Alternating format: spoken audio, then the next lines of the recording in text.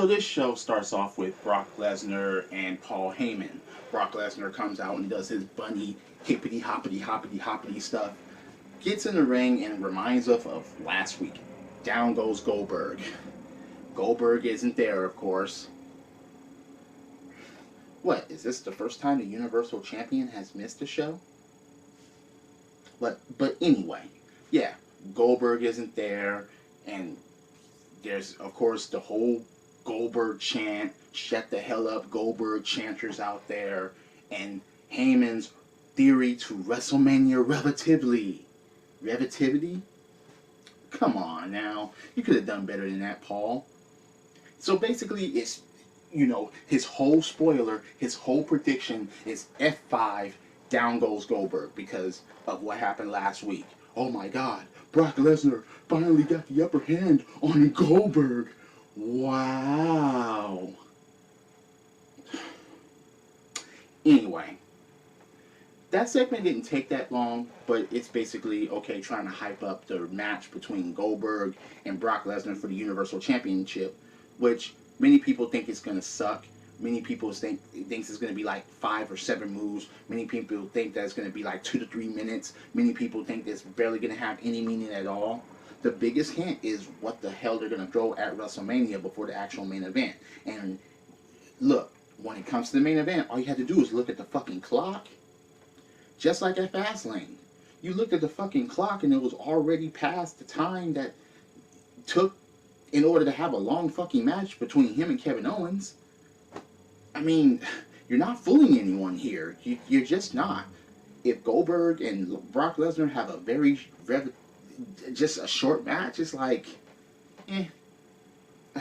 there's no, I mean, come on. And the fucked up part about it is that match is most likely going to take place last, even though the Royal Rumble winner is Randy Orton, and he's going to challenge for the WWE Championship. Oh no, we have to have a big main event with these big stars and these big names. Brock Lesnar versus Goldberg. Even though after Survivor Series that shit sucked. At WrestleMania 20 that shit sucked. Look, you get my point here? But anyway. So, Mick and Stephanie McMahon shenanigans. Stephanie wants Mick to learn a hard lesson, and he must fire somebody tonight off the Raw roster. The funniest part about that was, as soon as that was said, I was like, fire Roman Reigns. Yeah, fire Roman Reigns. Or go to SmackDown and fire The Miz. Oh no, you can't fire The Miz. He's not on the Raw roster. Okay, trade him, then fire him. But you know that motherfucking shit wasn't gonna happen. It just, So, you have Sasha versus Dana. A short match. Dana loses by a roll-up. There was no interference. There was no... Charlotte was out there. Bayley was out there. But, damn. This is the disappointment of this roster. You have certain people that are held in high standards, and then you got people that are in low standards. There's not anybody in the middle. There's no one in between. It's just here or there. And on both rosters as far as the women are concerned. And it's basically a damn shame. But after the match, a fucking roll-up. Dana, not even by the bank statement. Dana loses by a fucking roll-up. Yeah, so after that, Charlotte basically just gets to the ring and just berates her on the microphone. Yeah, you're pathetic. You're useless. Blah, blah, blah. You're not allowed to ride in my coattails anymore. And what happens? Dana attacks. This should have happened a long fucking time ago. This separation, this attack, this should have happened long ago, and Dana could have actually been taken seriously. But I wonder if she's going to be taken seriously now. Ever since they fucked with her. I mean, is it too late for Dana? Is it? I want to know. I mean, what are your opinions about Dana Brooke? Will she ever become women's champion on either roster? But, yeah. So you had TJ Perkins and Akira Tozawa versus Tony Nese and D. Brian Kendrick. Standard cruiserweight tag team match.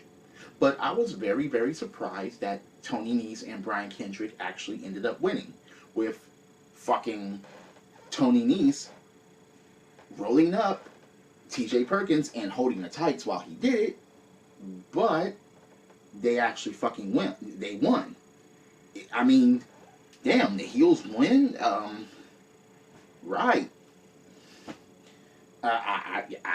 Yeah. Move away from the predictability as far as this cruiserweight division and everything will be fine. But until then, it's still meh. I'm not really feeling the cruiserweights except for Neville. And now, Austin Aries. Oh my God. That match at WrestleMania is going to be, if that actually fucking happens, I think it's going to happen. But anyway, you have Kevin Owens. He comes out and he basically is like, okay, I took the spotlight back. Jericho was never my best friend. Jericho wanted to get close to me because of the Universal Championship. Okay, I could see that. And I could say that Kevin Owens does have a point there. Because, I mean, come on. Even though they were doing the best friend thing before the Universal Championship was won by Kevin Owens, but I could see that. I could actually see that quote-unquote gripe. It's not like Jericho wasn't capable of doing that. And he also says that, okay, he will take the U.S. title and because, of course, yeah, he cost me my Universal title, I'm going to cost him the United States Championship. So, the only thing that will be left after that are the tears of Jericho. Cry him out, man. Finally, who needs friends when you have a destroyer? Samoa Joe. Dun, dun, dun, dun. So, that prompts a match between Samoa Joe and freaking Kevin Owens against Sami Zayn and Chris Jericho. Sami Zayn and Chris Jericho win this by disqualification. A fucking disqualification. Because, you know, Kevin Owens and Samoa Joe couldn't control themselves and they just kept beating down. And it's like, and the referee rings the fucking bell. You couldn't even get us a standard tag team match. Even the cruiserweights gave us a standard tag team match. Yeah, they ran through this as fast as they possibly could, and they fucking ring the bell, and it's like, you didn't really show anything. You didn't really hype up anything. You didn't really... but anyway, it was just... man. And the heels stand tall. Jericho almost had Kevin Owens in the walls, and yet he gets attacked and by Samoa Joe, and they lay him out and pop-up power bomb, and it's like, man, goodness. So you get Mick and Stephanie again about the whole firing thing when Nia Jax walks in, complains that Sasha is getting an opportunity. And why isn't Nia Jax getting an opportunity for the Women's Championship? Yeah, she rolled her up, she beat her, and so on. But, so, Stephanie actually makes a match between Nia and Bayley for later on in the night. Okay, fine. Jinder Mahal wants an opportunity. So Mick gives him one against Roman Reigns. It's funny because Jinder Mahal's like, what's this about me, someone being fired later on in the night? You know, I'm main event talent. What? Jinder Mahal, main event talent? No, just no. Anyone disagree with that, please comment and please try to sell that one to me somehow. Jinder Mahal, main event? I don't even see him as mid-carder at this point, period. I mean, yeah, him and Rusev are broken up. And who took that shit seriously? Be honest. Who took Jinder Mahal and Rusev together seriously?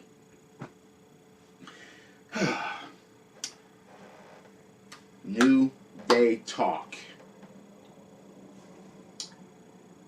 New Day, Big Show, talking about that Jetsons WWE DVD stuff, Titus O'Neil interrupts, pushes the Big Show. Stupid segment. All I have to say is a stupid fucking segment. And the thing about it is, the New Day, they're hilarious. I like them most of the time, but for have them in that ice cream cart, ringing the bell, and the Big Show promoting a damn DVD. Oh God, a cartoon DVD at that. And Titus O'Neil interrupts, and I remember JBL used to say that Titus O'Neil is a future world champion. I just can't take that guy seriously. Ever since he was millions of dollars, I could never take Titus O'Neil seriously. I just can't. It's just, please. No. Just, no. So, Enzo and Cass versus Cesaro and Sheamus ends in a no contest. I think I called this last week. Triple threat at Mania. Duh. Of course it wasn't going to be on a 2-on-2 tag team match. That has nothing for it. It just, now, at least a triple threat clusterfuck is actually going to mean something or do something, but just a 2-on-2, I didn't see that happening. Yeah. And it was just due to the interference of the club. Yeah, Anderson and Gallows goes out there and attacks everybody, and of course they talked to Mick Foley. Well, you said that the winners were going to face us at WrestleMania, but now there are no winners, so no, you just bought yourself a triple threat match. Once again, duh. It's, man. Speaking of duh, Jinder Mahal versus Roman Reigns.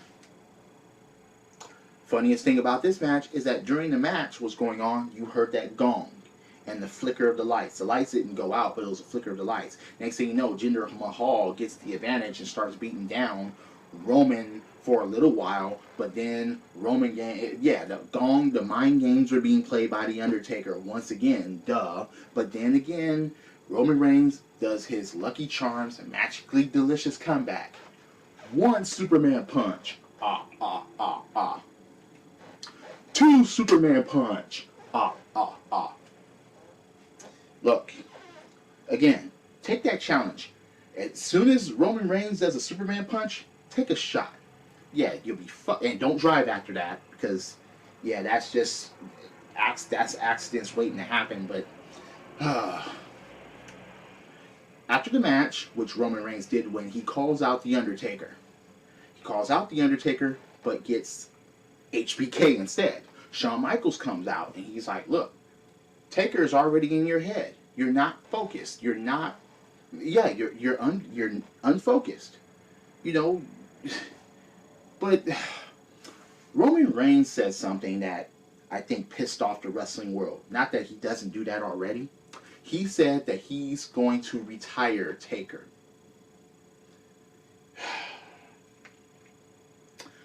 Look, I hope to whatever that Roman Reigns does not beat Undertaker at WrestleMania. You know, people couldn't even stomach Brock Lesnar beating Undertaker at WrestleMania. Imagine the riot it would be if Roman Reigns were to fucking pull that off. But anyway, as Roman Reigns was leaving, and he said to HBK, he's like, no, with all due respect, Undertaker retired you, but I'm going to retire him. Roman Reigns walks away, and Braun Strowman comes out of nowhere and basically clotheslines him off the fucking ramp. And it's like, you're telling me that you were going to try to challenge this man, Undertaker, and call him out and so on and so forth, but one clothesline sent you tumbling down and it just took you out.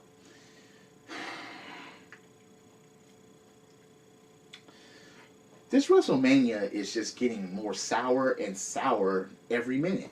It just is. This is just total garbage. Damn, Braun Strowman attacks. So, on a lighter note, Austin Aries versus Arya Davari, which Austin Aries actually fucking wins. Austin Aries is back, and please, please do something more, much more with this cruiserweight division, because it absolutely fucking needs it.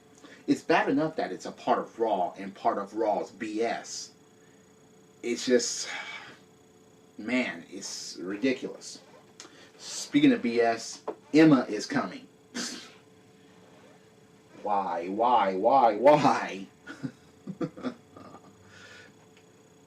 Big Show versus Titus O'Neil. Why? He hit a wedgie choke slam. And, oh, God. Oh, and Big Show is in the Battle Royal, Andre the Giant Memorial Battle Royal at WrestleMania. Once again, duh. You can't even, wait. So, no Big Show versus Shaq at WrestleMania? So he's going to be in the Battle Royal. Oh, God, jeez. This WrestleMania is getting more ridiculous the more I talk about it. It's just... So, Sasha and Bayley have a segment which basically Sasha is feeling doubts in the Bayley's head. You know, she's trying to say, yeah, at WrestleMania, let the best woman win, but she actually pointed out some controversy, you know, as far as Bayley being champion. So, look, remember, who is Sasha's favorite wrestler? Eddie Guerrero. Lie, cheat, steal. Yeah, manipulate. I guess this is doing that. She's doing that and trying to get herself back to the fucking championship in that manner. In a heel turn sort of way. But, Jericho will have a highlight reel next week, and his guest will be the real Kevin Owens. Alright, that might be interesting. It might be. But then, okay, one of the funniest moments of the night. Mike Rome makes the list because Jericho thought that he was Tom Phillips. You know what happens, Tom Phillips, when you can't remember your name? You just met... Okay, I chuckled. I admit, I laughed. I laughed. You can't remember your own name, you make the list. Nia Jax versus Bayley. You couldn't even have Bayley prove herself here. You have her be thrown around, tossed around. Yes, she performed some offense, but basically Bayley, it was a little bit under the level of her being destroyed, because Bayley wins by DQ, but Nia Jax just lets her have it, and let her have it, and let her have it. So, yeah, it's like, lays her out. Nia Jax lays her out. So basically, Nia just pleaded her case on why she should be challenging for the championship, or she should be at least be in the fucking match. She just basically went over the champion. I mean, she didn't win, but still, the physicality says it all. Damn. So, Mick and Steph in the ring. Mick basically thanks Stephanie McMahon, and you know, for this opportunity and so on and so forth, and for him to make the decision. And after carefully looking over the whole Raw roster, Stephanie is the one that needs to go.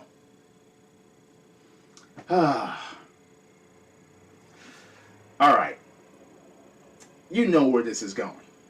Yes, you know, they treasure their friendship, and, you know, Mick wanted to believe her about no collusion between Triple H and Kevin Owens and Samoa Joe and all of that crap.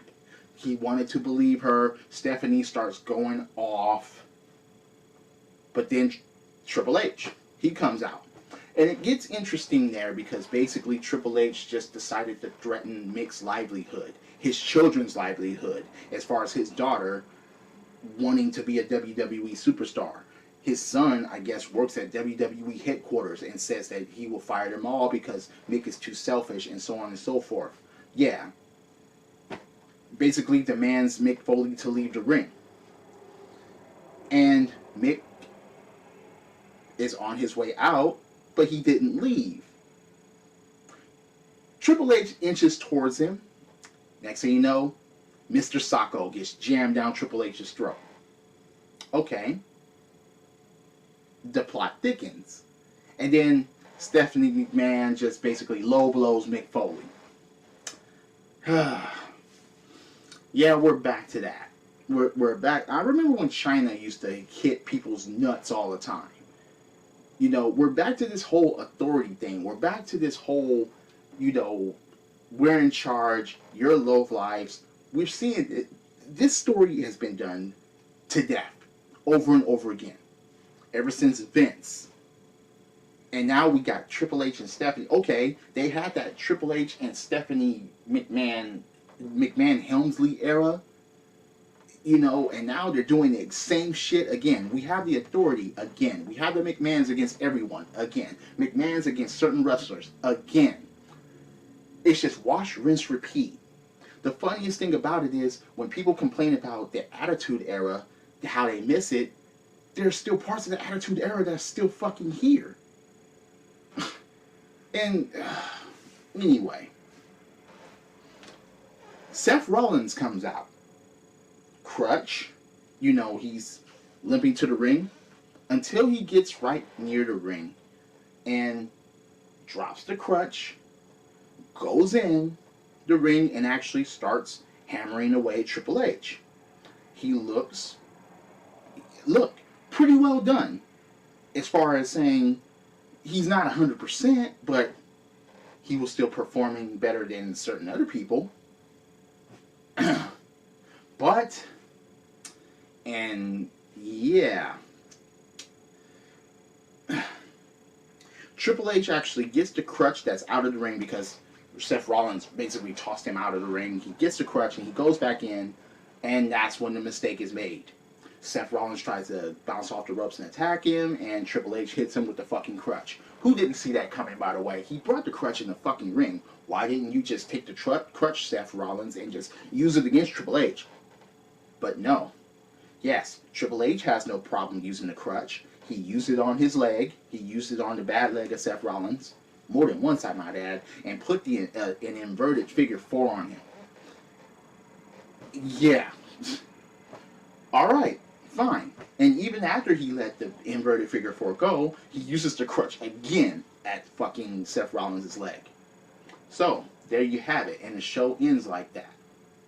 This road to WrestleMania is just not looking good.